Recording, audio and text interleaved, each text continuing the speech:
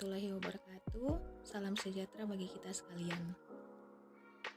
Hari ini saya akan mempresentasikan hasil diskusi kami yang berjudul Teori Antrian. Kami dari kelompok 1 yang beranggotakan saya sendiri dan rekan-rekan saya yaitu Gabriela Yohana Tongka, Siti Aisyah Nasir, Sin Atrianingsi Pandi, Salsa Aprilia Rahayu, Fadila M. Buba, Sri Yulinda, Farid B. Samudin, Muhammad Fikram M. Lahami, Alia, Rizky Dwi Febrianti, dan yang terakhir adalah Hapsa Hamdan.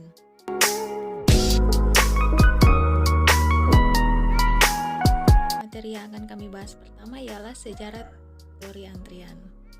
Teori tentang antrian diketemukan dan dikembangkan oleh A.K. Erlang, seorang insinyur dari Denmark yang bekerja pada perusahaan telepon di Copenhagen pada tahun 1910. Erlang melakukan eksperimen tentang fluktuasi permintaan fasilitas telepon yang berhubungan dengan automatic dialing equipment, yaitu peralatan penyambungan telepon secara otomatis. Dalam waktu-waktu yang sibuk, operator sangat kewalahan untuk melayani para penelpon secepatnya, sehingga para penelpon harus antri menunggu giliran mungkin cukup lama. Persoalan aslinya, Erlang hanya memperlakukan perhitungan keterlambatan atau delay dari seorang operator. Kemudian, pada tahun 1917, penelitian dilanjutkan untuk menghitung kesibukan beberapa operator. Dalam periode ini, Erlang menerbitkan bukunya yang terkenal berjudul Solution of Some Problem in the Theory of Probabilities of Significance in Automatic Telephone Exchange. Baru setelah Perang Dunia Kedua, hasil penelitian Erlang diperluas penggunaannya antara lain dalam teori antrian.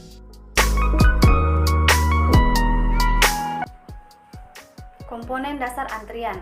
Kedatangan setiap masalah antrian melibatkan kedatangan, misalnya orang, mobil, panggilan telepon untuk dilayani, dan lain-lain. Unsur ini sering dinamakan proses input. Proses input meliputi sumber kedatangan atau bisa dinamakan calling population, dan cara terjadinya kedatangan yang umumnya merupakan variabel acak.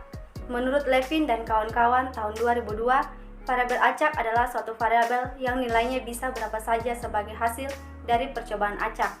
Variabel acak dapat berupa diskrit atau kontinu. Bila variabel acak hanya dimungkinkan memiliki beberapa nilai saja, maka ia merupakan variabel acak diskrit. Sebaliknya, bila nilainya dimungkinkan bervariasi pada rentang tertentu, ia dikenal sebagai variabel acak kontinu.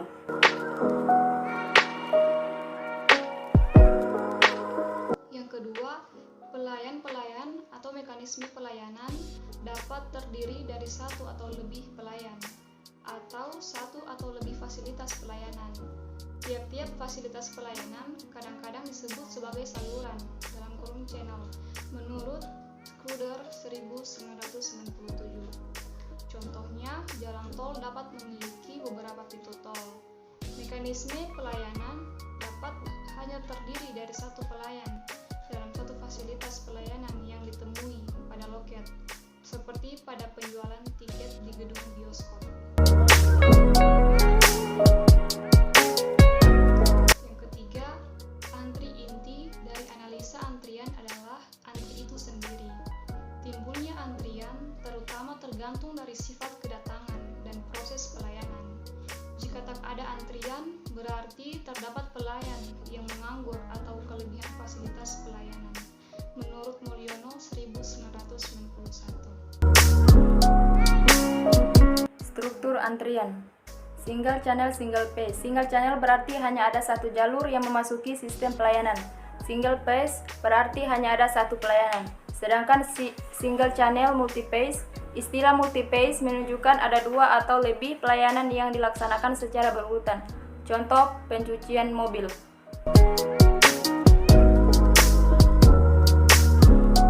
Sistem multi-channel single phase terjadi kapan saja di mana ada dua atau lebih fasilitas pelayanan dialiri oleh antrian tunggal.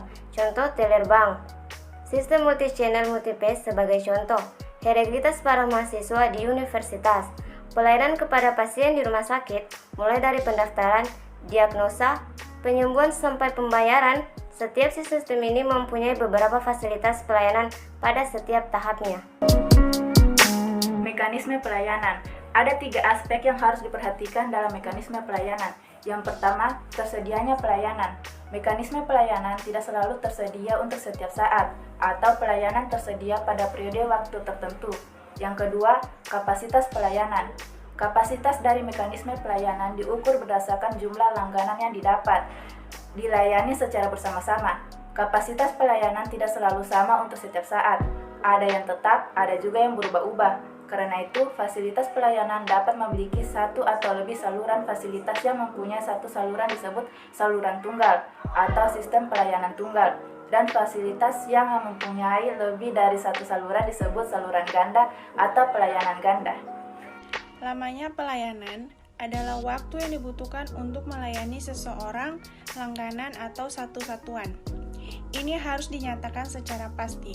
Oleh karena itu, waktu pelayanan boleh tetap dari waktu ke waktu untuk semua langganan atau boleh juga berupa variabel acak, umumnya dan untuk keperluan analisis. Waktu pelayanan dianggap sebagai variabel acak yang terpancar secara bebas dan sama serta tidak tergantung pada waktu pertimbangan. Model-model antrian.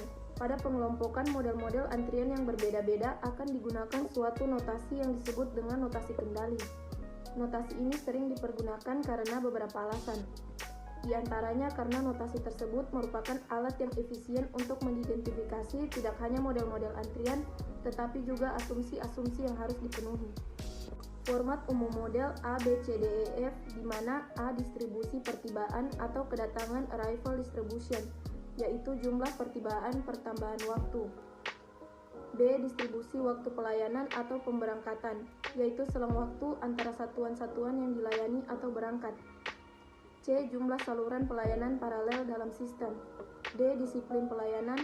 E. Jumlah maksimum yang diperkenankan berada dalam sistem atau dalam pelayanan ditambah garis tunggu. F. Besarnya populasi masukan. Teknik simulasi. Pengertian simulasi. Simulasi ialah suatu metodologi untuk melaksanakan percobaan dengan menggunakan model dari satu sistem nyata. Menurut Syagian 1987, menurut Hasan 2002, simulasi merupakan suatu model pengambilan keputusan dengan mencontoh atau mempergunakan gambaran sebenarnya dari suatu sistem kehidupan dunia nyata tanpa harus mengalaminya pada keadaan yang sesungguhnya. Berikut kekurangan dari teknik simulasi. Yang pertama, model analitik tidak mampu menelusuri perangai suatu sistem pada masa mendatang melalui pembagian waktu. Yang kedua, model matematika yang konvensional sering tidak mampu menyajikan sistem nyata yang lebih besar dan rumit atau kompleks. Yang terakhir adalah model analitik terbatas pemakaiannya dalam hal-hal yang tidak pasti dan aspek dinamis atau faktor waktu dari persoalan manajemen. Simulasi. Langkah-langkah persoalan dalam proses simulasi. 1. Menentukan persoalan atau sistem yang hendak disimulasi. 2. Formulasikan model simulasi yang hendak digunakan. 3. Ujilah model dan bandingkan tingkah laku dengan tingkah laku simulasi. Kemudian berikanlah model simulasi tersebut. 4. Rancang percobaan simulasi. 5. Jalankan simulasi dan analisis data. Berlaku biaya. Dalam sistem antrian ada dua jenis biaya yang timbul, yaitu biaya karena mengantri dan di sisi lain biaya karena menambah fasilitas layanan. Biaya yang terjadi karena mengantri antara lain berupa waktu yang hilang karena menunggu. Sementara biaya menambah fasilitas layanan berupa penambahan fasilitas layanan serta gaji tenaga kerja yang memberi pelayanan. Tujuan dari sistem antrian adalah meminimalkan biaya total, yaitu biaya karena mengantri dan biaya karena menambah fasilitas layanan. Sekian presentasi dari kami, saya ucapkan banyak-banyak terima kasih. Wassalamualaikum warahmatullahi wabarakatuh.